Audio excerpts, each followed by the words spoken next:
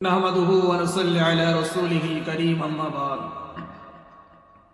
أعوذ بالله من الشيطان الرجيم بسم الله الرحمن الرحيم আমি সেই বিশ্ব নিয়ন্তা বিশ্ব রব্বুল আলামিন রব্বুল ইজ্জত ওয়াল জালালের দরবারে তার হামদ প্রকাশ করি আলহামদুলিল্লাহ। সেই সাথে বিশ্ব নবী জনাবে মুহাম্মদ রাসূলুল্লাহ সাল্লাল্লাহু আলাইহি ওয়াসাল্লামের নামে জানাই অসংখ্য দরুদ ও সালাম। এক কথায় সেই বিশ্ব নবীর একটা হাদিস, একটা মুখশ্রিত বাণী আপনাদের সামনে তুলে ধরেছি। রাসূলুল্লাহ সাল্লাল্লাহু আলাইহি ওয়াসাল্লাম এক সময় সাহাবাদের ডাকলেন, তার ভিতরে আবু যার গফারি রাদিয়াল্লাহু তাআলা আনহু ছিলেন। হযরত আবু যার গফারি রাদিয়াল্লাহু তাআলা আনহুকে ডেকে রাসূল জিজ্ঞাসা করলেন, হে আবু যার গফারি, তুমি কি জানো সূর্য ডোবার পর কোথায় চলে যায়? আমি বললাম, আল্লাহ ও তার রাসূল সাল্লাল্লাহু আলাইহি ওয়াসাল্লাম ভালো জানেন। তিনি বললেন, তা যেতে যেতে আরশের নিচে গিয়ে সিজদায় পড়ে যাবে।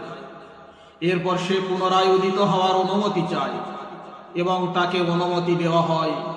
আর অচিরে এমন দিন আসবে, হে আবু যার গফারি শুনে রেখে দাও, এমন দিন আসবে সিজদা করবে কবুল হবে না, দোয়া করবে কবুল হবে না, অনুমতি চাইবে কবুল হবে না।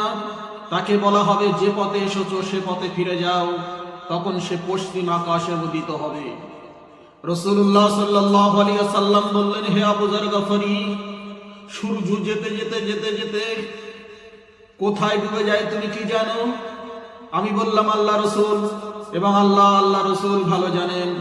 এরপর সে আল্লাহ রাসূল বললেন যে আরশের নিচে গিয়ে সিজদায় পড়ে কাঁদতে থাকে, আল্লাহ আগামীকাল তুমি আমাকে আবার সূর্য উদয় করো, আগামীকাল তুমি আমাকে আবার সূর্য উদিত হওয়ার তৌফিক দান করো। এইভাবে কাঁদতে কাঁদতে এমন দিন আসবে, হে আবু যার গফারি, সেদিন সূর্যর দোয়া আর কবুল হবে না, আর তার প্রার্থনা কবুল হবে না, তার সিজদা মঞ্জুর হবে না।